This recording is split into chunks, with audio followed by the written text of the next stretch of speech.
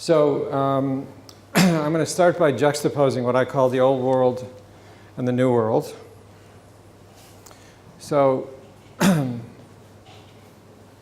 by the old world, I mean the situation where you make a film, and then you make a deal, and you give all the rights to a single distributor, and then he or she is responsible for the future of your movie, and you have little or no input in what happens to your film. So in that situation, the distributor's in control. And by an overall deal, I mean you give that distributor all your rights, not just some of them. There's usually kind of a fixed release plan. They kind of take a similar approach to all their movies, which is essentially throwing it against the wall and seeing if it sticks. If it sticks, they'll support it some more, and if it doesn't stick, they won't support it, but they won't give it back to you either. A lot of these distributors are focused on a mass audience. Costs of distribution are rising. And your access is not directly to audience. You're connecting through the distributor to an audience in some ways. Distribution is territory by territory. So basically, they'll sell rights to France or rights to Germany or rights to China. And all the revenues are cross-collateralized, which means that all the revenues go into a pot and all the expenses go into a pot, and then the revenues magically shrink and maybe no revenues come to you. So that's not what you like. And their attitude to consumers is basically they're couch potatoes. They have to lure off the couch into a theater. So juxtapose that with the new world. So in the new world, there's a way for you to be in control of your distribution. And I'm going to talk about what that means. It's a hybrid approach. So hybrid distribution is a situation where you're splitting your rights among distributors. You're not giving all your rights to one distributor. And you're keeping some rights yourselves. And that right, for sure, is the right to sell the film directly from your website, both digitally and on DVD. There's no fixed strategy that every film follows. Each film can have its own strategy. You're interested in core audiences. So core audiences are existing, like niche audiences that are going to be really interested in your content. And then if you succeed with those niche audiences, you can cross over to reach a larger audience, a more general audience. The costs of distribution this way are lower. You have direct access to viewers, which is one of the biggest differences between the old world and the new world. And you have direct access to them online. And you are selling directly to some of them, and in other cases, distributors are selling to them. Your approach is not thinking about distribution country by country, but thinking about how you can distribute a movie globally, which is a big difference. There's separate revenue streams coming from different distributors, so they're not all cross-collateralized. And we don't want you to have anonymous consumers to deal with. We want you to have true fans as filmmakers. So that's the sort of overview. I know that's a lot, and I went by it fast, but I'm going to illustrate these things as we go. So here are some ships, and what's happened is the independent filmmakers have gotten on the ships, and they're leaving the old world, headed toward the new world, and the sea monsters can represent whatever you think those sea monsters should represent. That's up to you. So I'm going to talk about making a strategy. My belief is that every film needs its own distribution strategy. A strategy that's customized to the content of the movie, to the core audiences, to the goals of the filmmaker, to the avenues of distribution. And it's very, very important that we're not talking about formulaic distribution where every film is distributed the same way, but we're talking about distribution where each film has its own strategy. I'll talk about avenues of distribution, the sequence of your different distribution windows, which is really important for you to understand. I'm talking about how you build a team of people to work with you. Every filmmaker needs not just a strategy, but a team of people to help her or him. I'll talk about core audiences and marketing partners and sales.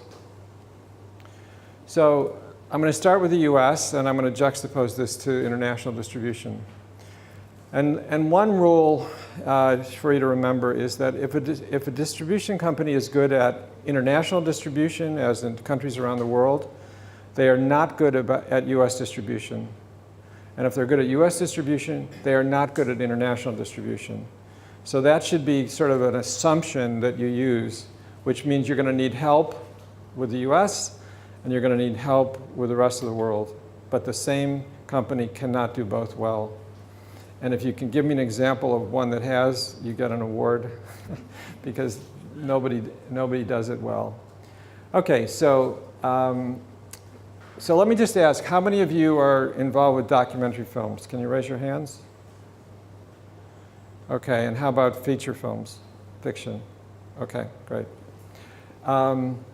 So in red are the things on the screen that just apply really to documentary. And in black are the things that apply to both documentary and features. So traditionally, the first avenue of distribution, and I think of it as an avenue, is film festivals. But what I would say is that in general, film festivals are overrated as being key to your distribution. There are a few festivals that matter a lot, and then a lot of other film festivals that matter hardly at all. So in North America, there are 2 film festivals that are really important, Toronto and Sundance. That's the A list. There's no B list, because those 2 festivals are so much more important than all the other festivals. So let's get down to the C list. So on the C list, you have Telluride, Tribeca, South by Southwest. I'm sure there's 1 or 2 others. And then it kind of goes down from there. Sorry? After Tribeca, South by Southwest. Which one? Telluride. Yeah, Telluride may be closer, a little higher than those few. But it's great to go to festivals, and I wish you all lots of laurel leaves, that you can put on your video box or your website.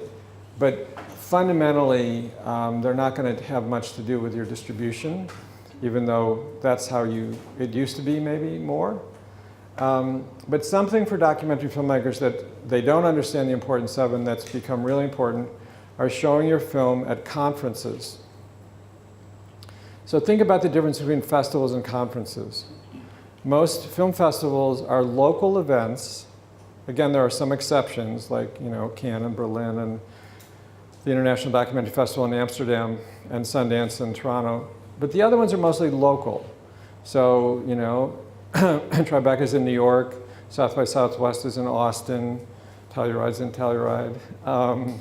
And they have a local audience, and they show this kind of odd conglomeration of movies. The movies aren't really connected in any way in terms of content. Now juxtapose a local film festival with a national conference or an international conference, where people are coming together across the country, from around the world, around a certain set of issues. So if you're making a documentary, and the issues that they're coming together about include what your film's about, then that's a core audience. And those people are in a position, if they like your movie, if they get excited about it, to let everybody else know in their core audience about your film. So that's tremendous value. There's an example of a film that opened in, I don't know, maybe 4 years ago. And it was about women coming back from war in the Middle East who had been supporting US soldiers. They weren't soldiers themselves. And they had no access to health care because they weren't soldiers. So the film won a big award at Tribeca, which I think had no impact on its distribution whatsoever. But then there was a conference in DC of the 500 people in the US most involved with women's health care after war. The opening night, the film was shown, And in the 90 minutes or hour and a half, 2 hours that it was shown with the Q&A, the future of that film was assured, because the people that saw the movie, liked the movie, were going to use the movie, were going to tell other people about the movie, and it was going to have distribution for years to come. And that's an example of how conferences can help you. I can give you plenty of other examples. Now, conferences are hard work. They don't have a simple application process. They're not about showing movies. They plan their agendas far in advance. But if you can look forward and anticipate those conferences, approach those organizations, and they can show all of your movie or part of your movie, or you could be on a panel, that can really, really make a difference in your distribution. Okay, then there's theatrical distribution, which you all know about. So from the standpoint of documentaries, in the US, theatrical distribution is mostly pretty pathetic right now. You can have a movie in theaters, you just can't have audiences, because people have stopped going in the US to see documentaries in theaters for the most part. There are a few exceptions. So often when I talk to filmmakers about making a strategy for their films, I say, okay, maybe you should be thinking about playing a 1 week in one city, which could be New York, because that's where a lot of the press is, and you can get reviews and get some word of mouth. And then everywhere else, I don't want you to run for a week to an empty theater. I'd rather you did a single screening. And that screening can be a special event. You could be there with the film, or somebody in your film could be there, or you could Skype in, or you could have local experts. And the difference between a special event and being in a movie theater for a week is, at least from my standpoint, a movie comes to Los Angeles, where I live, I know it's going to be there for a week, and I say, I want to see that movie. But somehow the week goes by and I never get to see that movie. But if it's coming and it's only there Tuesday night at 7:30, it's my one chance to see the movie. It's a special event. The filmmaker's going to be there. I get there Tuesday night, or I know I'm not going to see the movie. So the difference between having a special event and just being one of 9 films playing in a multiplex for a week is huge. Okay, so then after theatrical is what I call semi-theatrical. Now, semi-theatrical, these are special event screenings of films, mostly nonfiction now, not features, outside of theaters. So they could be on campuses, they could be in museums, they could be in libraries. There's a lot of places they could be. And some films, some documentaries that I've worked on have had as many as 500 special event screenings around the US. And those screenings were huge in building awareness of the film. Your challenge as filmmakers is to reach a critical level of awareness. However good your movie is, if there's no awareness, you're going to have a disappointing distribution. And if your movie's not that good, but you have a lot of awareness, maybe your distribution won't be so bad. So you're always trying to get to a level of awareness, and semi-theatrical screenings can make a big difference. Now, the next thing is I call institutional sales. Institutional sales used to be educational distribution, where people were selling copies to colleges and universities, and to some extent high schools. But educational distribution has gotten a little bit worse, but what's grown is people are selling copies to NGOs, to government bodies, to different partners, and those sales, together with educational sales, have gotten to be really significant. And in some cases, the revenues from educational, institutional sales are greater than any other source of revenue in the life of a documentary. So some filmmakers skip over this because they think it's not meaningful anymore. But the films that I'm working on, that's where they've had amazing success. So that should be part of your strategy to see how you can make that work.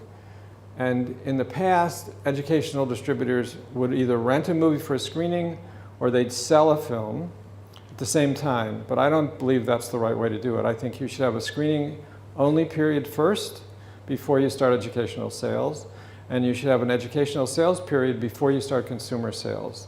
Because educational copies are selling for $300, $350. So if your movie's available for $19 for consumers, then there are not going to be a lot of educational sales at $350. Then there's television, which is always a challenge, but particularly for documentaries, there's a number of places, both on regular broadcast television and cable television. And then we get to, there's seats up here, if you want to come on up. And then we get to TVOD, which is transactional video on demand. And what that means is somebody is buying your film or renting your film to watch a screening. And so that's iTunes, Amazon, et cetera. And then SVOD, which is subscription video on demand. So that means it's on Netflix or Amazon Prime or Hulu. And then there's direct digital, where filmmakers are making the movie available digitally directly from their website. There's retail DVD, which is getting smaller and smaller, but still significant for many documentaries. And there's direct DVD, where you're selling the DVD directly from your website. So this is complicated, but when you make a strategy, I want you to have a strategy for each window of distribution, and I want you to go step by step through the windows. I don't want you to do these things simultaneously. So in terms of international avenues of distribution, we can leave out some of those others. For example, institutional distribution isn't really significant in most territories. So there's festivals, theatrical, television, TVOD and SVOD, direct digital and DVD. Okay. So think of a spectrum of distribution. A couple years ago, a major agency in Los Angeles asked me to come and give them a presentation on the future of distribution. So I started out by saying, think of a spectrum. On the one end is formulaic distribution. Every film gets distributed the same way. And on the other end is customized distribution, with films getting distributed individually with individual strategies. I look around the room and everybody's just gotten upset. I'm like, what's wrong? And they said, well, we don't do customized. This is a major Hollywood talent agency. We don't do customized. I'm like, well, you don't have to do customized, it just works better. And they're like, no, we're not set up to do customized, we don't do customized. So what they're basically admitting is they just do what I call formulaic distribution. Then they said, okay, well, here's what we'll do. We'll templatize it. I'm like, what's that mean? We'll make a template home video deal and a template DVD deal. I said, no, this is not what I'm talking about. So it kind of went downhill from there. But what was great coming out of that meeting was they basically acknowledged that they don't do the kind of distribution that I'm advocating for all of you. So they're not going to be your magical solution to your problems of maximizing your distribution. So here's formulaic distribution. It's an assembly line where people are making Twinkies, every Twinkie the same. And here's customized, where we're painting a picture. Okay, so this is just, going back to the days of Charlie Chaplin and, paying 50 cents or $1 to see a movie and then watching movies on your phone. And it's just somehow those two images juxtaposed I really love. Okay, here's the big problem with traditional distribution. Distributors are looking backwards.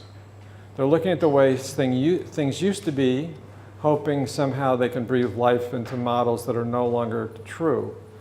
And there's many cases where I've come across distributors and I'd say, well, what new things are you doing digitally or on other fronts? And they'll say, well, we're not doing anything that we haven't been doing for 10 years. And then I think of dinosaurs headed on their way to extinction. I think that they can retire before they have to change anything.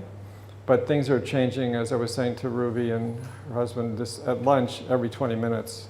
I can't tell you how fast things are changing. Each day I'm learning new things. And so you need to be able to be operating in the present, not in some halcyon past. So here you are thinking about your distribution and what routes to take. And I'm going to start by showing you, this is a feature film made probably about 2003, 2004. And it's a feature set in the world of high school wrestling.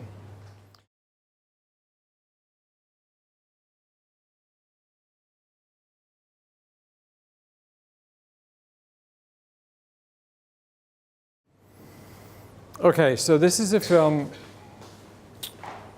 set in the world of high school wrestling.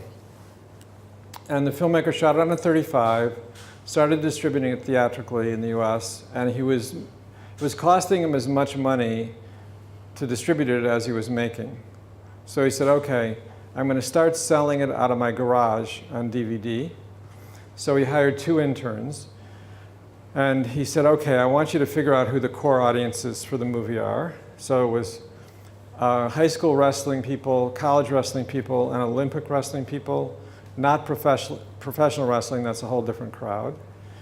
And he said, I want you to go online and connect with websites related to these core audiences. So they identified 400 websites that had to do with those levels of wrestling. And pretty soon, selling DVDs directly from his website, he'd sold 20,000 DVDs to those people just directly. And then he kept going, went to some tournaments, wrestling tournaments, and eventually I think sold 70,000 DVDs. So the difference between selling directly and selling through a third party is that you're making, in his case, he was probably making about, let's say it cost him $5 to make the DVD and ship the DVD. He was selling them for $30. He was making $25 a DVD. And if he was selling them through a distributor, he might have been making $2 a DVD. So he was making 10 times as much money per sale, selling directly. And more important, he got the names and email addresses of everybody who bought directly from him, which meant he could stay in touch with those people. He could add them to the core audience of the film that he was reaching out to. And the film was incredibly successful. So this was one of the earliest examples of what I call hybrid distribution, where you're splitting your rights, and mostly the success he had was going directly. So the next clip I'm going to show you is a film called Napoleon Dynamite. How many of you have seen Napoleon Dynamite? Oh, just a few. Okay. Well, you'll get a sense of the film from this trailer.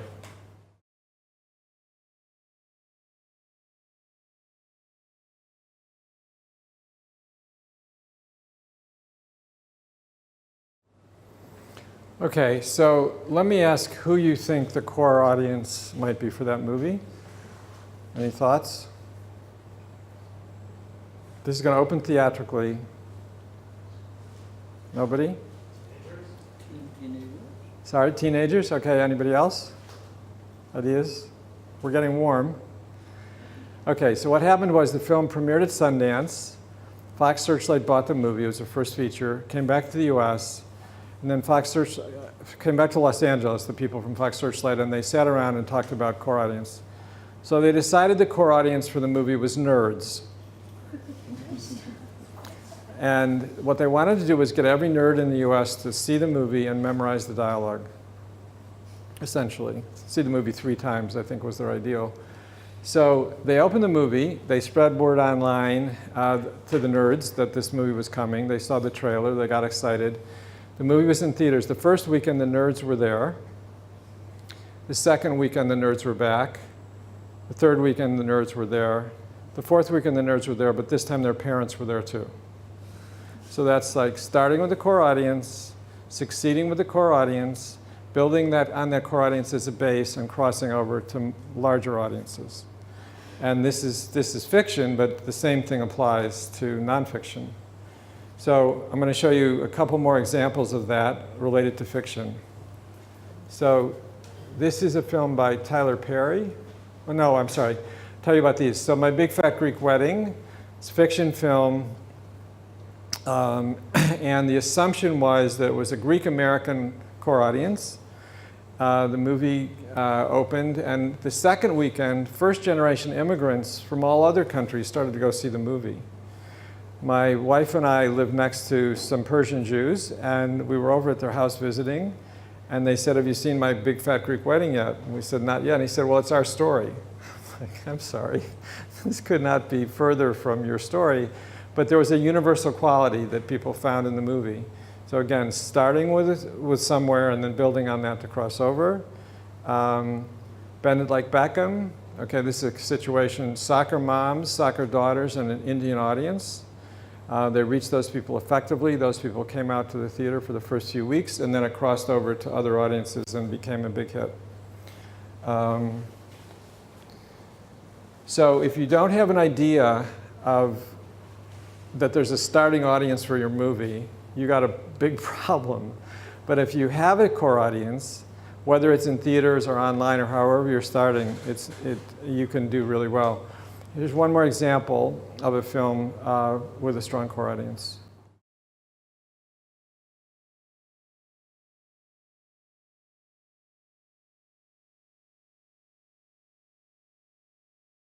This is a film that starred Tyler Perry. This is Tyler Perry. And he started out, he was living in Washington in his car. He was homeless. And he wrote a play, and he put it on in a local church, and nobody came. And then he wrote another play. And eventually, his play started to catch on, and he started to tour the plays around the country in black dinner theater. And then he made his first feature, and there was a huge African audience that came out. And the film was the #1 film in the US that weekend. And since then, he's created a whole empire. He's got a studio in Atlanta. But he started with a very specific core audience and built on that audience and built a personal audience for himself as a filmmaker. Okay, so let's think about audience for a minute. So in the old world, audience comes last. People make a film, work on it for a long time, and then at the end of the process, just before it's about to open, they think about who the audience is and how they're going to reach them. As I talked about before, middlemen are in control of access to that audience, not filmmakers. The audience is basically anonymous and unreachable. A lot of Hollywood studios think in terms of macro audiences, so they'll talk about quadrants: older males, older females, younger females. That's the most pathetic definition of audience I could think of. And it's about, 30 years old, and people are still thinking that way. I don't think it really relates to distribution anymore. That audience is often reached through advertising with very formulaic campaigns and the passive consumers I talked about before. So in the new world of audience, I want you to be thinking about audience from the very beginning, before you make the movie. In fact, the morning you think up the idea for your film in the shower, that's when I want you to be thinking about that audience and how you're going to reach them. And I want you to be reaching out to that audience before you're making the movie, while you're making the movie, while you're in post-production, not just waiting until the very end. And along the way, as you reach out to that audience, you can kind of test the audience and figure out which audiences are going to be most excited about your film, how you can present the movie to them, either describing it or with a trailer, and how you can, iterate that process and just get better at it. So by the time the film's done, there'll be people that'll be excited about seeing your movie. If you have direct access to audience, then they're identifiable and reachable. You have the names and email addresses of people that you can go to when you want. Maybe they're subscribed, maybe they're connected to you on Facebook or Twitter or Instagram. Instead of thinking in macro approaches to audience, I think you should think in micro approaches to audience, which is the very specific core audiences. I'm going to give you examples of that in a second. Instead of paid advertising, the audiences can be reached through social media much more affordably and much more efficiently. And as I want you to have a customized audience strategy, and I want you to think about your audience as potentially active supporters or patrons of you as a passionate filmmaker. And I want you to be able to take that audience with you to the next films you make. Now, sometimes when I'm talking with filmmakers around the world, I say there's only one reason to be an independent filmmaker today. And then I stop and I look around the room and I think, what do people think I'm going to say next? Anybody have an idea of what that one reason could be? Tell stories. Tell stories, okay. Other ideas? Stay independent. What? Stay independent. Stay independent? Okay, what I would say is because you can't help yourself. Because if you were thinking of a rational career without a lot of craziness and uncertainty, you wouldn't be making independent films. But if you can't help yourself, then my job as a distribution strategist is to help you increase the chances that you can have a sustainable career. So I want you to have active supporters that you can take with you film to film.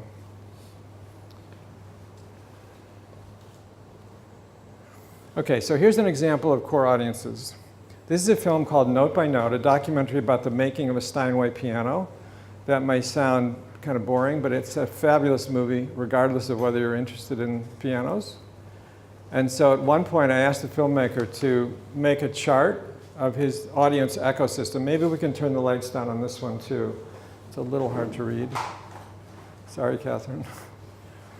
So, okay, so up top, we have Steinway dealers. That's kind of obvious.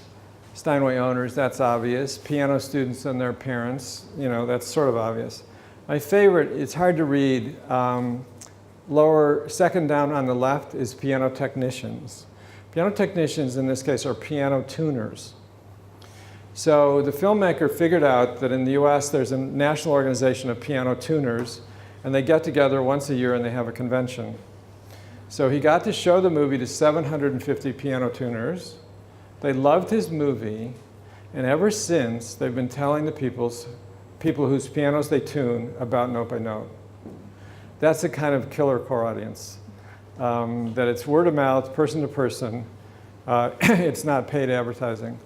So every film, every documentary in particular, has an opportunity to think about what an audience ecosystem for their film could be and to test it. So in this situation, you're not going to the piano tuners through advertising. You're going to them directly, and you're showing them the movie. And if they like the film, then they're going to talk to other people. So here's another example. It's a film called American Meat about organic meat growing. And what I like about this map is that the filmmaker used color, shape, and size to show the different core audiences. And as he tested his core audiences, he would modify the diagram. And he did extremely well reaching out to his audiences.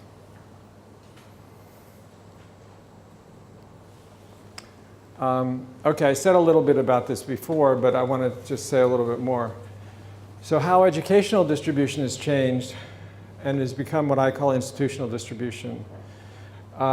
There's some films that I've been involved with that have made more than $500,000 from educational distribution, a single film.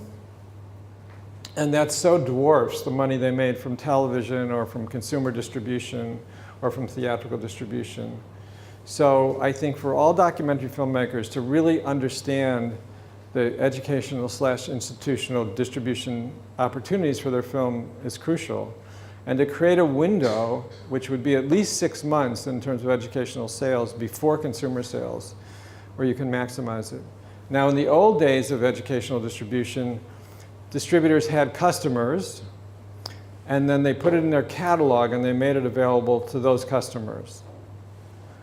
That doesn't work anymore. So basically, for each film, you have to think about who the core audiences are and how can you reach those core audiences, even if they're not your customers, because probably most of them aren't.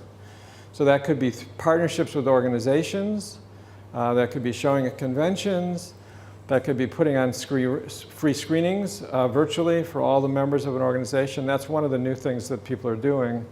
So let's say there's a national organization and you think that organization, national organization in the US, and you think that organization might be really interested in your film. So you say to the organization, we'll make the film available on Vimeo for free for a weekend, and all your members can watch it for free. And then after that, if those members want to buy the film, use the film for training or education, they can do that. But first you've exposed it to them, and then they can spread the word among that audience effectively. So we don't need to spend more time on this now, but I just wanted you to kind of see how different things are today. The old model was reactive. You put a film in your catalog and you hope some people called you to rent it or buy it. The new model is proactive, where you reach out to those people directly and their organizations and sell it that way.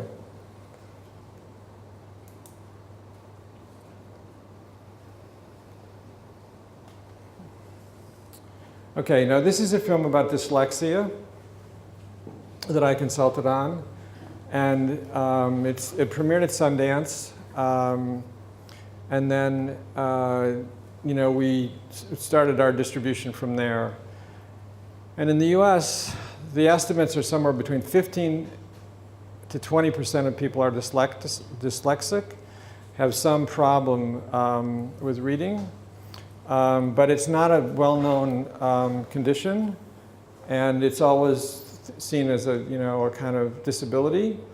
But it turns out that a lot of dyslexic people have abilities beyond non-dyslexic people. For example, dyslexic astronomers have a better way of seeing the whole picture than non-dyslexic astronomers. So a lot of the really talented people, successful people, are dyslexic. So this is a documentary about that.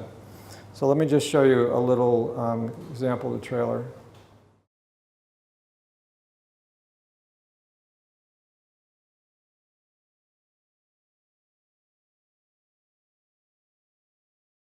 So some of the people that you've seen there, Richard Branson, who you probably have heard of, and Gavin Newsom, who just won the primary for governor in California.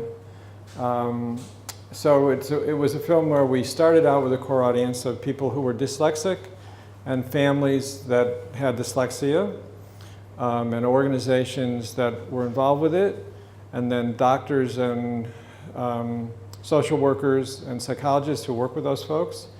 And as we went, it got, those audiences grew and grew and grew, and it crossed over to people that had never heard of the dyslexia before. But again, it's starting with a very specific idea of a core audience and working from there. So the next film that I worked with this team is called Paper Tigers, and it's about kids that have early traumatic experiences and how it shapes their lives. So let's say there was divorce, there was alcoholism, there was drug use, one of the parents was in jail. The chances that those kids are going to end up dying of cancer or having a heart attack are like 20 times as high as kids without those experiences in their lives. So these are really serious, serious conditions that can affect people's physical and as well as mental health for years to come. So the film talks about seniors in a high school in Washington and how the teachers and the principal changed their approach to kids with dyslexia and what a positive impact they had on them. So this is a film that did over 500 screenings around the country, and every time we do a screening, there'd be somebody else that'd want to do another screening. Ruby, what's the film that about Alzheimer's in China? What's the title? Please Remember Me. And how many screenings did you end up having around China? Lots and lots and lots. Yeah, thousands of screenings. So I think that if you make a film that is about a subject that affects a lot of people, even though it might seem like a niche topic, a lot of those people affect other people, particularly family members. And it can be, really, really helpful to the people that are challenged by it and by their loved ones as well. So Paper Tigers started out, we did 500 screenings, then we started educational sales. And within 6 months, we had licensed the film to 4,200 locations in the United States. And since then, it's grown and grown and grown. And this idea of trauma-informed education is now one of the hottest concepts in education in the United States. And then there was a second film called, let me skip this. Go past to resilience. So there was a companion film made about the same subject, but from another standpoint. And this was a great situation where there were two films made by the same set of filmmakers about the same subject, but from different angles. The first film was extremely successful, and everybody who saw the first film wanted to see the second film. And then the people who saw the second film decided they really wanted to see the first film. So each film has helped each other. I've never had that opportunity before. And they've had amazing distribution together. Skip over.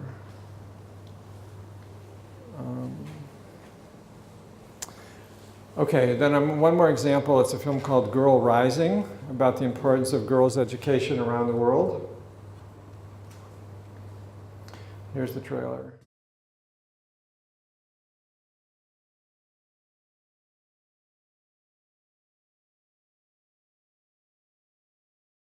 So what they did was very innovative in terms of their distribution. Instead of having regular theatrical distribution, they crowdsourced their theatrical distribution, which meant that they created a situation where if 75 people in one city wanted to see the movie, they would commit to that, buy a ticket in advance, and then there'd be one screening in a movie theater. And so I think they made a couple $1 million just from getting people to come together and watch screenings and discuss the subject of girls' education. Then the film did very, very well in educational/institutional distribution, and it's done, pretty well in consumer distribution, and it's been distributed around the world. So that was a really good example. Okay, so for you feature filmmakers, I'm going to go back and talk about crowdsourcing. It's a film called Star Trek. It's a Star Trek satire. So it starts out with 5 nerds in Finland who decided they wanted to make a feature film. The only problem was they hadn't made a feature film before, and they had no money. But they didn't want to let that stop them. So they went online and they started talking about the film, writing about the film. And a lot of people around the world responded and said they wanted to be part of it. So they got some actors that way. They got some, I think, a composer. And then they crowdsourced special effects. And eventually they built a core audience, a core group of people making the movie of over 300 people. And all those special effects were contributed from around the world. So I'm going to show you the trailer, and you'll see what they ended up with.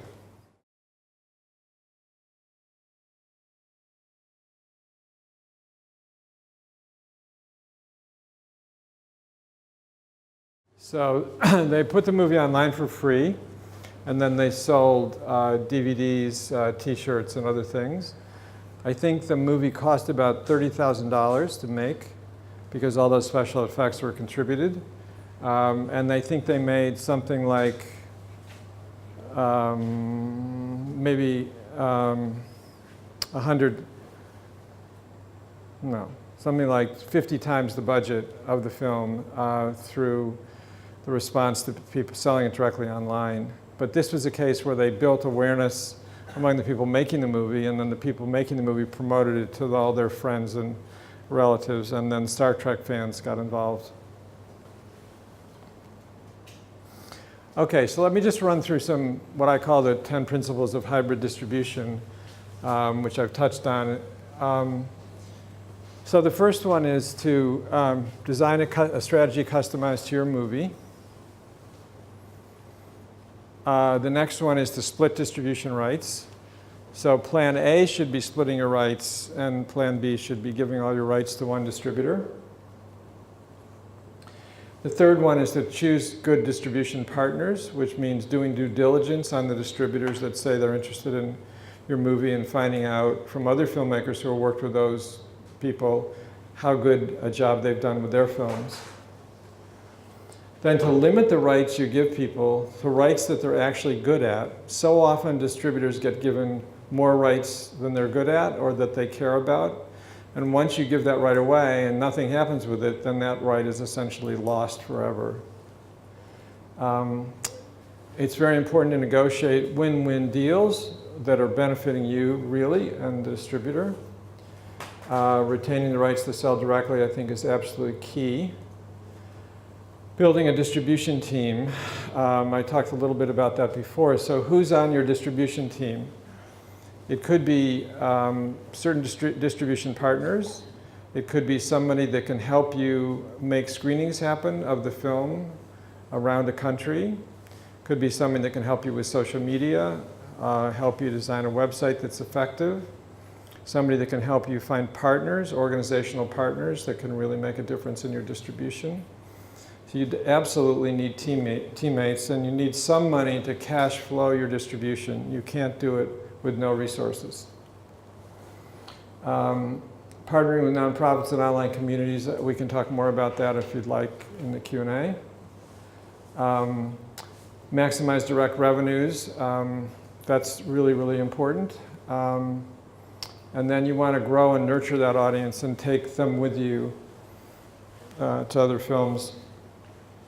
So I'm going to show you just some, not trailers, but just some images from some other films I worked on recently. So this is called The Divide. It's a documentary about income inequality in England. There was a book written that was very successful.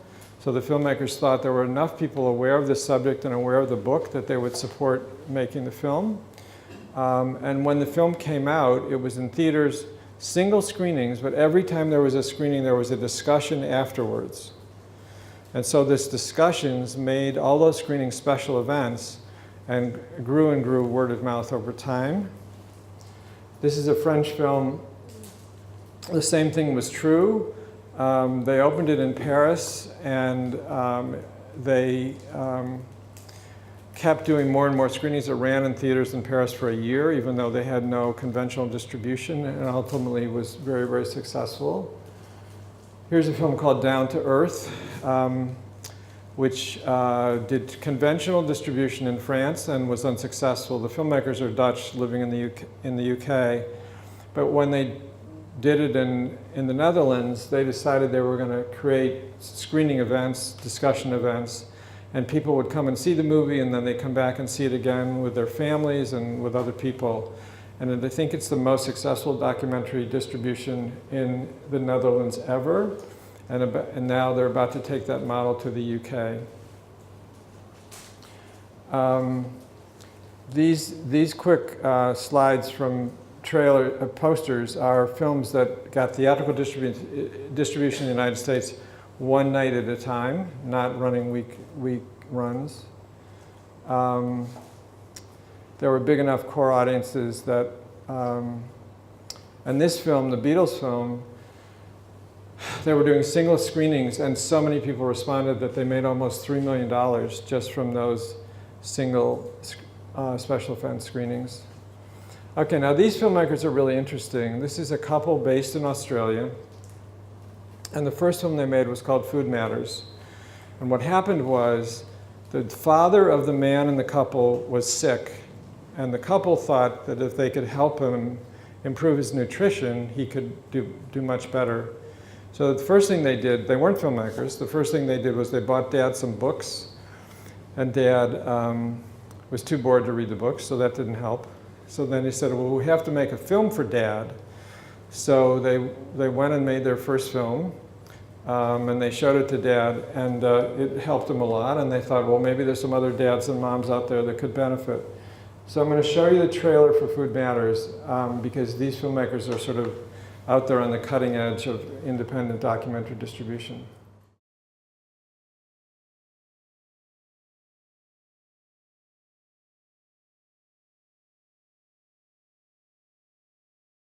So here are the filmmakers. These are the filmmakers, the two healthiest people I know. So I'll talk to you about what happened with their distribution. So they finished the film, having shown it to Dad, and started taking it out. And they didn't know anything about conventional distribution. They didn't know any distributors. So they started making it available directly from their website in Australia. And within 6 months, they'd sold 50,000 DVDs online. And they were probably making at least $25 profit per DVD, so you can start doing the math. Then they went to some conventional distributors, and the distributors said, well, you did things in the wrong order, so we're not interested. They kept selling DVDs, they kept making partnerships online, and eventually, I think they sold about 350,000 DVDs, making a profit of somewhere between, I think, $2 and $4 million. And as they went, they kept building their audience for them as filmmakers and for the film. So when it came to time to do this next film, a film that's called Hunger for Change, they told me, well, we're going to premiere the film online for free. I go, oh, really? That's, that's an innovative approach. And they said, no, no, it's going to work. So they made it available online for 10 days. Anybody in the world who wanted to watch the movie could watch it for free. And in those 10 days, I think over 450,000 people watched the film. So first of all, they doubled their mailing list from 169,000 people worldwide to 329,000 people worldwide. And then they said, and if you want to buy a recipe book or a DVD, this is in the 2 weeks overlapping those 10 days, you could. And they sold over $1 million of recipe books and DVDs in that 2 weeks.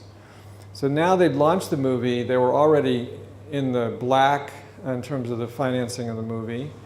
And it came time to make some regular deals. So they came to the United States. I was consulting with them.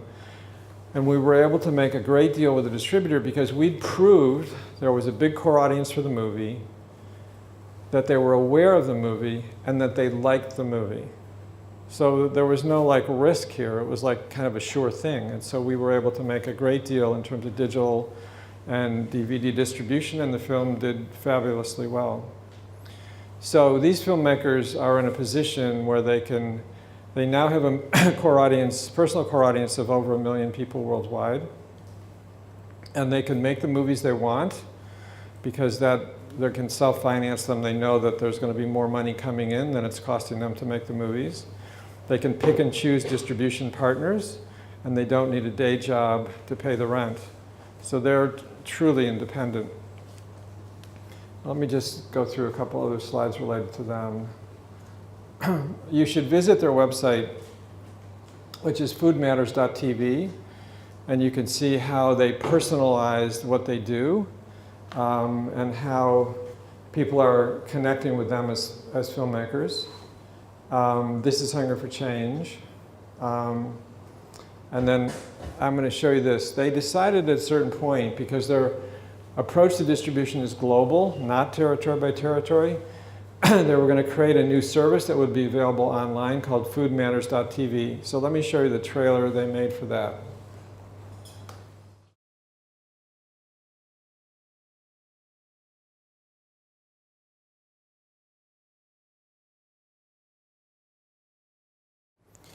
So they made the movies available. It's a kind of a Netflix for health and wellness films. I think they started with about 300 films. People subscribe to it for either $7.99 or $9.99 a month. And you could be anywhere in the world if you have internet access. You can subscribe. And pretty quickly they got to 30,000 subscribers, paying up to $10 a month. And it's grown from there. But when I asked James, who's one of the two, how often he thinks about geography, as in distinct territories, he said, I never think about geography. I want to make my movies available globally. So when you think about having a website, which I hope that all of you will have a website for each film, think about how you can make the website globally facing. In the US, a lot of filmmakers just make a website that's kind of US facing. And I'm talking about, well, the future really is global, and we want the film to be accessible and interesting to people around the world, not just in one country. Okay, now this slide is for documentary filmmakers only, but I know there's a few fiction filmmakers here, so you can watch it as well. This is the reasons that you should make docs, not features. It's sort of, David Letterman's top 10 reasons to do something, and if I could go one by one, but let me just spin through it. These are advantages that nonfiction filmmakers have. So you have access to grants and donors in a way that obviously feature filmmakers don't. The possibility of important partnerships with nonprofits. Often, documentaries have utility for viewers. And so when you think about food movies, those food movies have utility. They're going to affect what people put in their mouths and they put in their loved ones' mouths. These are not just single experiences. You go watch something, oh, that was interesting or entertaining or educational, and you move on. It actually affects your lives. So if you're making a film that has utility, that gives you a tremendous opportunity. There are lots of mailing lists and websites out there that you could be partnering with. I talked before about semi-theatrical, educational, and institutional distribution. Often with documentaries, there's multiple versions. So you make a feature-length documentary, then you're going to maybe make an hour for international television, and then maybe you'll make, I don't know, a 15-minute version that can be used in other situations. The more versions you have, the greater your distribution opportunities.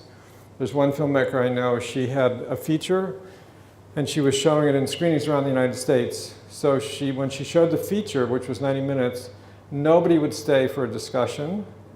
When she showed the 60-minute version, almost everybody stayed. That's just a reflection of how the time in people's lives these days. Most documentaries have built-in core audiences. I have a core audience computer embedded in my brain. I don't know when it happened, but I'll talk to filmmakers and I'll ask them about their core audiences, and they'll say, A, B, and C. And I'll go, what about X, Y, and Z? I mean, I've never heard of the movie before. They've been working on it for 4 years. And often I'll be suggesting audiences that they've never thought of that actually are turning out to be really important in their distribution. Interestingly, with documentaries, you can make a film that critics don't like, but your core audiences like, and be very successful. So critics do not have the same impact on nonfiction that they have on fiction. Same with film festivals. You can make a film that goes to no film festivals. There's a film called Forks Over Knives. How many of you know Forks Over Knives? Anybody? It's a film. Oh, there's one person. It's a film about a plant-based lifestyle, a kind of vegan program. When they were editing the movie, they were doing test screenings. They did over 20 test screenings while they were editing. So they'd cut the movie, show it to a group of strangers, make changes based on that screening, then show it to another group of strangers. And in the end, they had the film.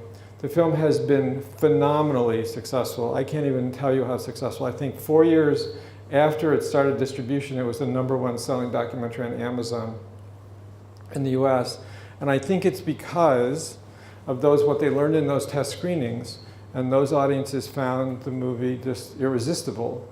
And they would buy it and they would tell other people about it. So I think that kind of core audience loyalty makes a huge difference. Then obviously a lot of documentaries have urgency about them, and depending on what issues they're about. And finally, they can give you as a filmmaker the opportunity to change the world. So I think those are lots of advantages. When you're lamenting your state as a documentary filmmaker, you can think about those things are on your side. Okay, now the next story is about a film called Ketty. Has anybody seen Ketty or knows about Ketty? Okay, one person, 2 people. You've seen all the movies, it's impressive. I went to your class last year in UCLA. Oh, you did? So you know everything, okay. That's why you look familiar. Okay, great. Okay, so Ketty is a documentary about 7 cats in Istanbul. I'm going to say that again, 7 cats in Istanbul. Now, nobody's ever made that film before. So the filmmakers, the director's Turkish, and when she was growing up, I think she had like 20 cats living in her backyard. So she decided she wanted to make this movie, and found some people to finance it. And they went out and shot the movie, and they came back, and they looked for distribution. And almost every distributor, virtually every distributor but one, turned them down. And the reason was, now think about what I said before about distributors are always looking backwards. So none of these distributors had comps on cat movies. Comps are, the revenues that other films have made that you point to as an example of how well your film's going to do. So the fact that 80 million people watch cat videos online was completely lost on these distributors. But one company, Oscilloscope, called the Seattle Film Festival. Now this is a local festival, and said, what films did well in Seattle this year? And they said, well, there's this film called Ketty. It had 2 screenings, and it did so well that they had to add a 3rd screening, and that did so well that they had to add a 4th screening. So Oscilloscope, which was on the one hand too lazy to go to Seattle, but at least made the phone call, which is more than other distributors were doing, checked the movie out. They realized there was the thing called the internet, where people were watching cat videos. They agreed to distribute the movie. The movie opened in New York. First weekend in one theater, it made $40,000, which is a phenomenal amount of money, more than this distributor had ever made with any of its films on a single screen. And then they kept going, and it turned out it wasn't just cat people interested in the movie, it was regular people, because film critics love the movie. It turns out that film critics have cats. We didn't know this fact. And it gave them an opportunity to write about their cats. Anyways, so the New York Times said 4 paws up. IndieWire said the Citizen Kane of cat movies. And it just kept going. And it made almost $3 million in theaters last year. And I think it was one of the most successful documentaries of the whole year. And this is a documentary that virtually every distributor passed on. So let me show you the trailer, and then you can see for yourself.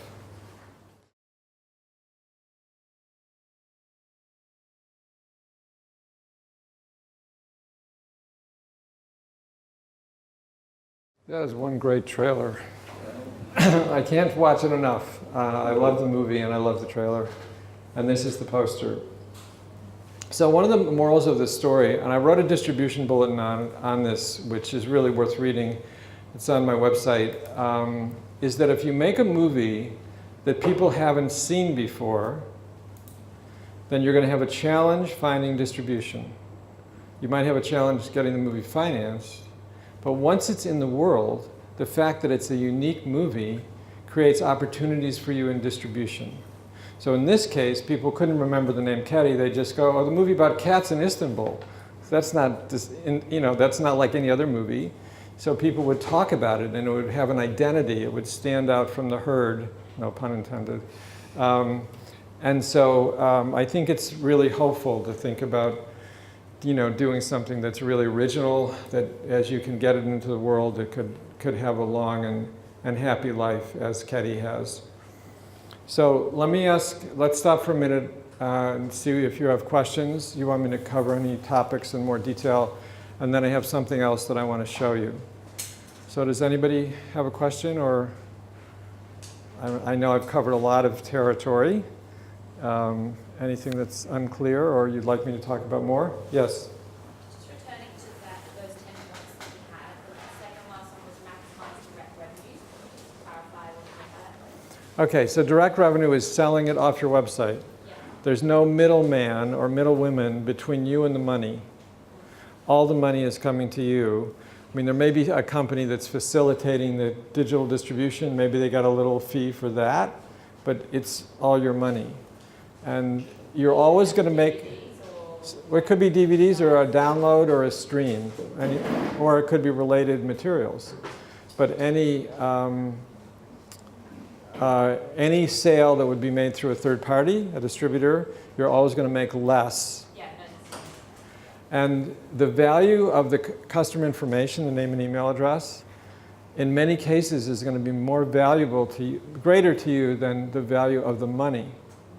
Because I know this will sound like a boring term, customer data, but having that information is so important to you in terms of a continued career. If you ask me what correlates with sustainable career, I know sustainable career is kind of utopian idea for a documentary filmmaker, but it's the size of your personal core audience. So you can start with 10 people or 50 people, and over time, I want you to keep, am I cutting out here? I want you to keep building that audience. So I believe in mailing lists. A lot of people think they're passé, but being able to go to people when you want to go to them, not just posting it on your Facebook page and chronologically it disappears off the bottom pretty soon, but reaching out to those people is so important. So here's the trick of an effective mailing list. Figuring out what you can send to people that they want to receive, which does not include boring updates, which does not include relentless self-promotion. So in some cases, let's say you're making a film with gorgeous images, you could send them a still a month. That's it for a while. You don't have to send them just stills, but that's what you could do. Say it's a music-driven film, you could send them some music once a month. Let's say it's a film, this one now, back here, okay. You could send them information about food. It could be recipes, it could be some kind of new nutritional information, and they'll want it. If they want it, they'll read the email. And I think so often you get on mailing lists and each thing they send you, you're not interested in. There was one short filmmaker, he would send me an email about every short film festival he got into that I'd never heard of. And at one point I just wrote him an email and said, please stop. This is not helping your case with me. So think about what you can send people that they like, and you can test it. You can see how people respond, what percentage of people open your email. So I think that personal core audience is really important. So another question? Since this is the second time you've heard me, you must have a question.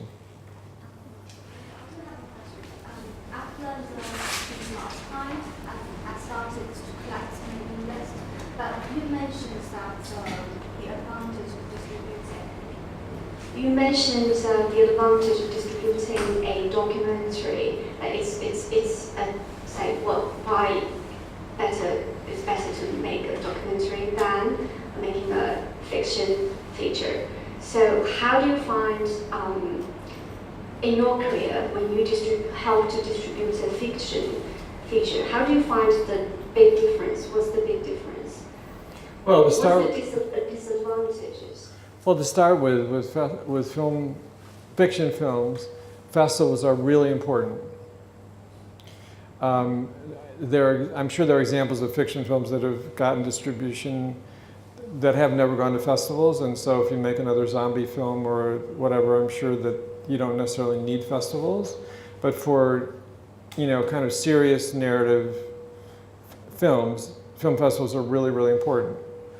So to start with, and film festivals are really arbitrary in their selection process. To say ridiculous would be probably a better word. And so you have to make it through the kind of funnel of those festival screeners to be at a festival. Okay, then once you're at a festival, can you get any reviews? Can you get any response? Can you interested in anybody in the movie? So when people come to me and ask me to help them with distribution strategies, I only agree to consult if I think I can make a meaningful difference.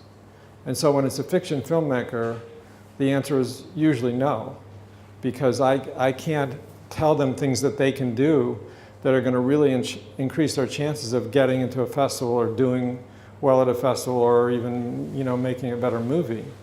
Whereas with documentary filmmakers, there's all sorts of steps that I can help them with and all sorts of mistakes that I can help them avoid.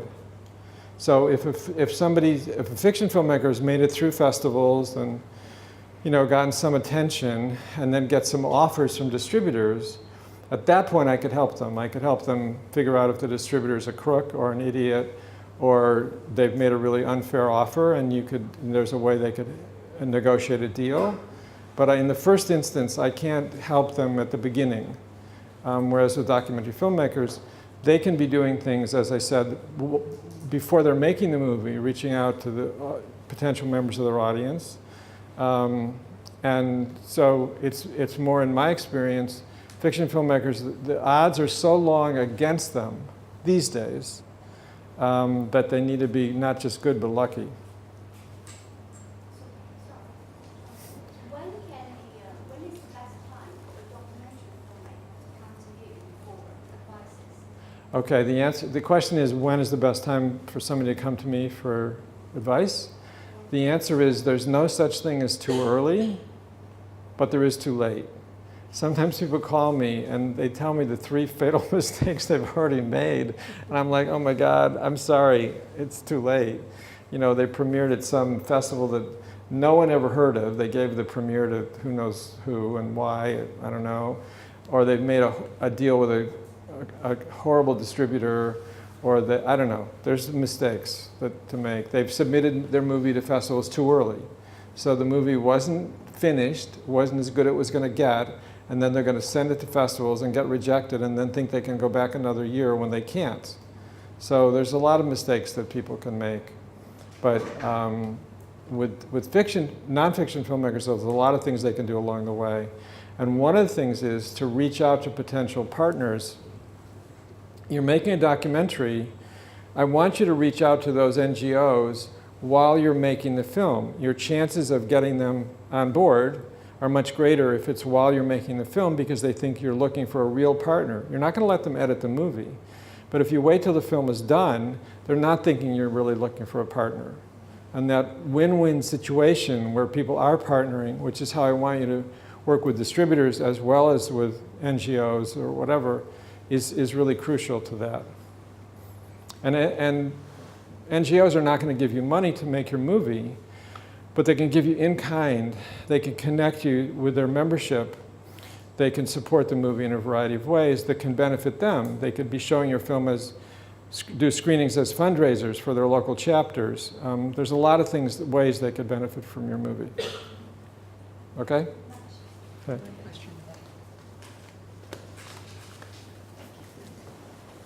Thank you very much for your sharing. I found it very helpful. So you mentioned about grants and access to grants and donors and working with NGOs and changing the world. So in your work and in your experience, is the industry starting to capture an impact other than income from, other than monetary income? Well, okay, so I didn't talk about goals. So when a filmmaker calls me, the first thing I say is, what's your ultimate goal in making the movie? And I give them 3 choices. There may be more, but I give them 3. Maybe they'll have another one. I say maximizing revenue, maximizing career, or maximizing impact. Those can all be goals, but I want you to prioritize what's most important ultimately for you. And by the way, saying I want as many people to see my movie as possible, that's not a goal, that's a means to an end. And I want to know what the end is. Are you trying to change the world? Are you trying to, raise your profile? What are you trying to do? So rarely, when I talk to filmmakers for the first time, can they answer that question. So they want to do all those things. They go away and they think about it, and then they come back and they say, okay, well, what we really want to do is maximize our career. Okay, fine. That creates a framework for decision making as you go along the way and have lots of choices. Or if maximizing impact is your goal, then again, you got a clear framework when there's a choice to be made. Some of the films that I've worked on that are the most rewarding are films where it's about impact. They don't care about, I don't know what I'm doing wrong. They don't care about making another movie ever necessarily. They're not that concerned about revenue. They just want to change how people see the world. And a lot of times, if you do that right, then that will bring revenue too, and it will give them career opportunities. But being clear about goals is so crucial. And I'll go back to your question. This was... How do you measure, or is there an effective way to measure? I think that there's qualitative and quantitative ways to measure goals. Most of the quantitative ways are a complete joke to me. So, when filmmakers say, well, I did 20 screenings that averaged 20 people. That's how they define their impact. I'm like, sometimes the real impact, you can see it more in a sort of qualitative way.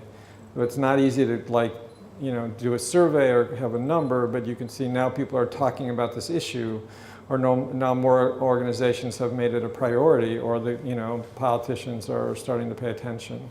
So it's a little more complicated.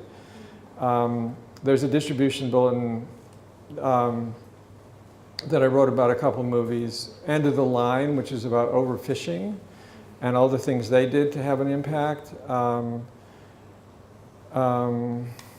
So it's a kind of, there's people out there that specialize in impact, and I always bring a little skepticism if that's what they're doing on a professional basis, and they have lots of charts and graphs and, you know, online presentations. But for a lot of filmmakers, the passion with which they make the movie is why they're making the movie.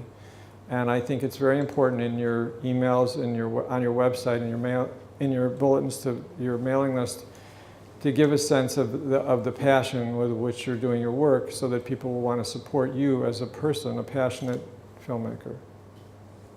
Okay? Anybody else? Oh, here you go. Sitting in the front row, you eager beaver.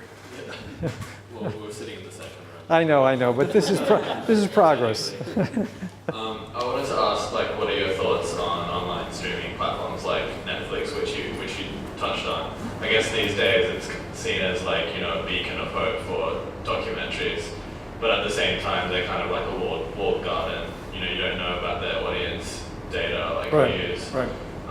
Where in, like, the life cycle of a film do you see like Netflix living? Well, Netflix has changed so much in the last 10 minutes, let alone the last few years.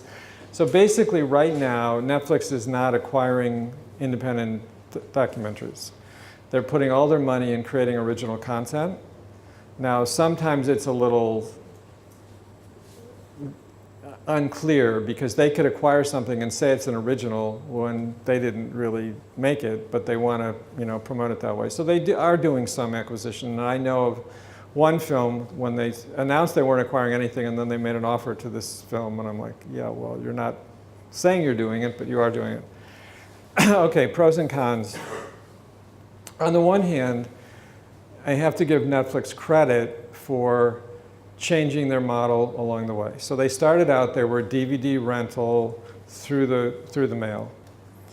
And at one point, I was at a film festival, and Ted Sarandos, who's the chief content officer, was on I was doing a one-on-one with him in front of a big audience. So I asked him, I said, Ted, did you read a book called The Innovator's Dilemma? And he looks at me like, was somebody telling him the inside secrets of Netflix to me? I'm like, no. It's a book, it's a very good book. It's called The Innovator's Dilemma. It's about how an industry responds to new technologies coming in and competitors using those new technologies. So what do the leading companies do who are using the old technologies in response? So Netflix was reading this book, and it turned out everybody in Netflix was reading this book and discussing this book. And ultimately, they decided they needed to shift from a DVD model to a digital model where films are going to be available digitally to their subscribers. And unlike Kodak, and I don't have time to tell you the whole story, but at one point, Kodak liked me a lot, and then they decided I was the devil because I was talking about digital filmmaking, and then they went out of business. Now there's more chapters along the way, but they could see the iceberg up ahead, but they couldn't turn the ship because the inertia was just too great. Film, film, film. And I said, you should reposition your company as the image company. You make great images on film, you make great digital images, but they just couldn't stomach that. Whereas Netflix could reposition Netflix. So the thing about Netflix the other thing that's interesting about Netflix is Netflix understands global distribution better than like any of its competitors. So the old Hollywood studios are still territory by territory, we're doing this, we're doing that, whatever. And Netflix wants to make stuff available to all its subscribers worldwide, you know, at the same time. And I think that if you look forward and you say, what's changing with distribution, it's becoming global faster than most companies understand, and documentary filmmakers are in the front of this. So fiction filmmakers are like kind of way lagging somewhere behind. But I think that if you really think about the fact that on the one hand, you can have a sales agent that can make deals, say, in 10 or 12 countries for your film. That leaves over 170 countries where nobody has access to your movie. So if you have the ability to make it available to people in those 170 countries, then your movie is available worldwide. So then for you, the challenge is, how do you market online? And that's a whole different kettle of fish than buying paid advertising territory by territory.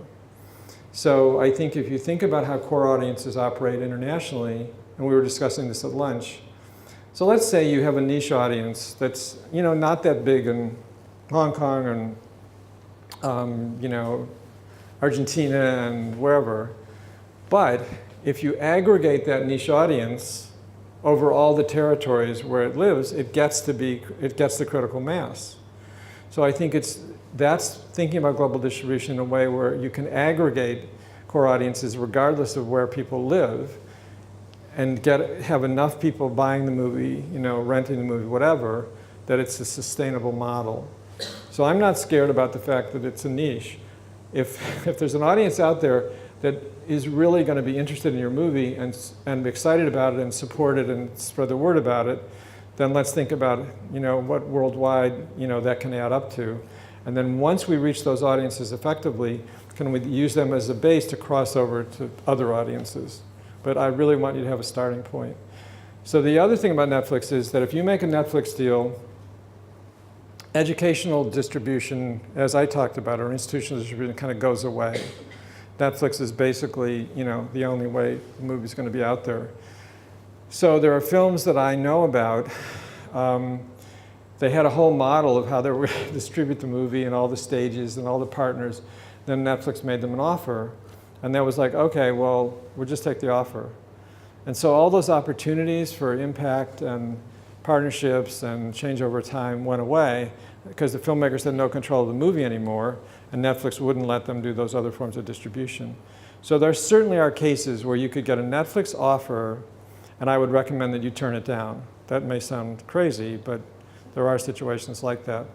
And now other companies like Amazon, YouTube Red, Hulu, are thinking about how to make global distribution work. Whereas the regular studios, Hollywood studios, are just sitting around doing the same old thing, which is basically now the same new thing, which was make, you know, 20 Avengers movies or, you know, Marvel movies. So what's interesting about the studios shifting into a franchise film model where they're not interested in making quality dramas in a kind of middle budget range. They're only interested in making superhero movies or low budget horror movies or comedies. So that leaves a whole set of audiences that aren't getting things that you could actually be making. So then it's thinking about how you can reach those audiences that are being left behind by the conventional powers that were. Is another question? Okay, let me just show you a couple quick things. And okay, so it's hard to do this two-handed.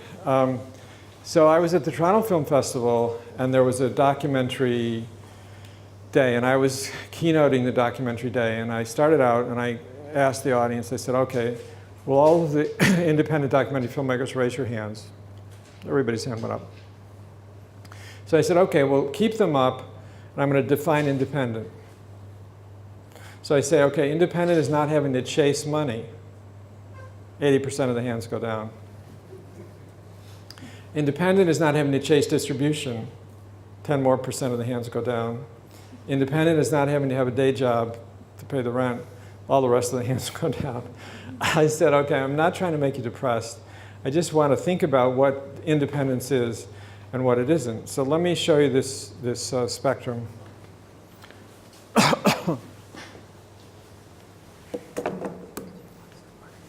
Oh, yeah, okay. Do that in a second. Let me get to the right.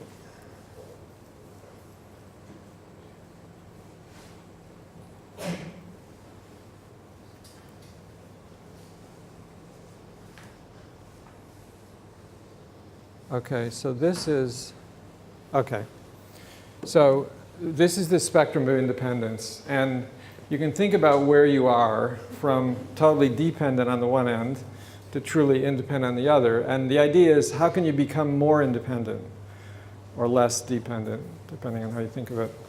Okay, so these next slides, or this slide and the next few, are drawn by somebody really close to me who's an independent filmmaker, and this reflects her experience. Chasing money, seeking distribution, staying afloat, and then choosing projects pragmatically. All right, now let's think about degrees of separation from an audience. So here's 4 degrees of separation. So the audience shows up to the theater, and then the money goes to the distributor, and the money goes to the rep or the agent, and the money goes to the filmmaker. And this is how the money flows. A lot of money at the theater, pretty much money at the distributor, a little bit of money at the rep, and maybe a tiny bit of money to the filmmaker. So here's 1 degree of separation where you're selling directly, whether it's DVDs, downloads, or even tickets to a screening. And here's you on your screening tour, one-to-one with the audience. So these are kinds of audience. So these are core audiences. These exist out there, different kinds of core audiences. Then this is building an audience around your film. And then this is taking those audiences with you to other films that you do. Your personal audience is growing. Here's your totally dependent filmmaker, and here's your truly independent filmmaker, selling directly and working with distribution partners. So these are the things I want to show you about. Maybe you could turn the lights down just for this little bit. So these are the ways that having a personal audience can increase your independence. So the first one is funding. And I didn't talk much about crowdfunding. If there's time, I can say a little bit about it, but these are just some examples you know about. Then there's revenues. So you have a personal audience. They can obviously buy things from you. You can do pre-sales. You can, they can buy tickets for your screenings. Then these are the things ways they can help you with marketing. So they can share teasers, trailers, or links. They can blog and post and tweet about your movie. They can do reviews, and they can do ratings. So they can rate the movie on IMDb or Amazon or places like that, and those things really matter. So, oops, sorry. Let me go back. Okay, so crowdsourcing. These are the things that they can contribute to you. Ideas, crew, music, some great content for your website, and translations. There's one documentary, I'm trying to remember the title of it since lunch. I still wasn't thinking of it then, about video games. And they crowdsourced translations, made the film available digitally, 25 languages. And all those were contributed by people in that country. It's about independent video games. I'll think of the name of it in a second. Anyways, crowdsourcing translations can be fabulous. Then these are the things that you can get feedback on from your core personal audience. So they can respond to trailers and teasers. They can look at scenes. They can respond to your music and your poster. So it's kind of like doing test screenings in a way. And these are connections that audience can bring you. So they can connect you to funders and partners, sponsors, donors, investors, websites, mailing lists. So I can't overstate the value of having a core audience, no matter how small it is to begin with. Okay, so we have time for a few more questions. If anybody has other questions or comments, or are there things that I haven't covered or that I covered too fast? Nobody? Anybody? Yes, you again.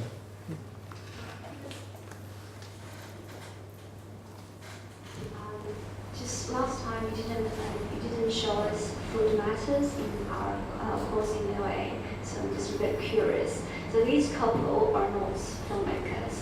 So how did They're now filmmakers. I mean, they didn't start out filmmakers. well, what kind of role were they playing? Were they just producers and they hired directors and the crew to do it, and they were just responsible for getting the funding, or like what kind of role they're playing? I don't know the precise answers to that, but I would say that they hired experienced people, cinematographers, sound people, editors. Somebody had them make the trailer. I think overall they were directors, but I think they very much worked with a team of experienced people to do what they did. And the same thing was true for Hunger for Change. So it's an interesting question, what is a filmmaker and what isn't? I mean, my wife's a producer, and she's a creative producer, and so she's played a key role in the creation of the movies, from thinking up the ideas in the first place, you know, to the distribution. But sometimes people just think it's the director's the only creative person. And I know in Europe, I don't know if it's true in Asia, but there's always this distinction between filmmakers and producers, and I'm like, wait a minute. A lot of producers are, you know, play a creative role. Yeah, I understand that. I'm just trying to find an inspiration, like how did they get into that, have that access to, you know, like starting from zero and. Well, they're just very well organized, charming, determined people, which I guess you have to be a good independent filmmaker. Irresistible, I might say, is key. I can't tell you their secret, but they are obviously charismatic folks that are able to get people to work with them. And so when a filmmaker comes to you, do they show you their synopsis, or like what's your conversation between you and the filmmaker? Well, maybe I should say just a few words about me, because I didn't really explain that. So in the early 90s, I wrote some articles on ultra-low budget filmmaking, which was making features for budgets of under $100,000. And at that time, that was pretty radical. So El Mariachi, the budget was $8,000. Clerks, it was $27,000. And we printed the budgets of the movies, which is a revolutionary act to print a real budget, I can tell you that. And then a lot of filmmakers started making movies on really tiny budgets. So those articles had a big impact. And then in the mid-90s, I talked to an investment banker about the idea of creating a finishing fund for movies running out of money, which was like all movies, all independent movies. So we created a finishing fund model where we could give filmmakers money to finish their movies and help them with distribution. And then in 1997, the independent film channel in the United States decided they wanted to finance this thing. And so I started a fund called Next Wave Films. Our poster child, the second film we did was Following, which is Chris Nolan's first movie, which was made for $12,000. And then we gave him finishing funds. We took the movie to Toronto, and then he won Rotterdam, and that gave him the chance to make another movie and another movie, not for $12,000. And then in 2002, Next Wave turned into a pumpkin. We did 13 movies, but the independent film channel was impatient about how fast the money was coming back to them. So then I started being asked by filmmakers to consult with them on distribution. And I did one, I did another, I did a third, and then all of a sudden I made up a term for what I did called distribution strategist. Because no one else had that term, I assumed I'd have no competition. Then since late 2002 to now, I've consulted on over 1,400 movies. And what's been amazing about that is that I'm either at the filmmaker sides or they're reporting back to me so I can share with them the lessons that these other new clients, what other filmmakers have learned, both good and bad.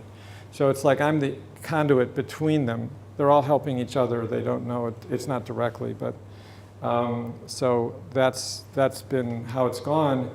So when I work with the film now, they come to me, I'll have like 15-minute, half-hour call, and they'll tell me about the film.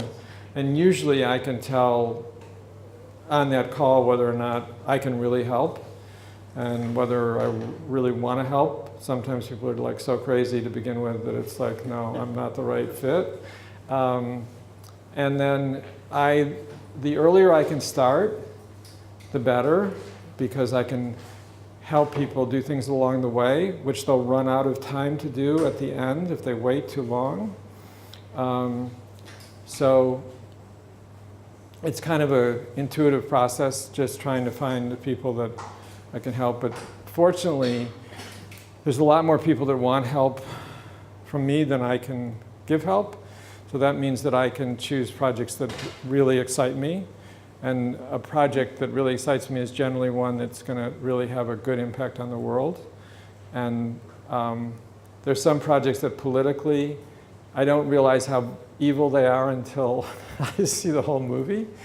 There was one, it was a narrative feature, and it started out, and this was before Obama, it started out that an African American gets elected president of the United States, and he decides that he's going to end foreign aid and spend all the money on domestic problems in terms of education and poverty and healthcare.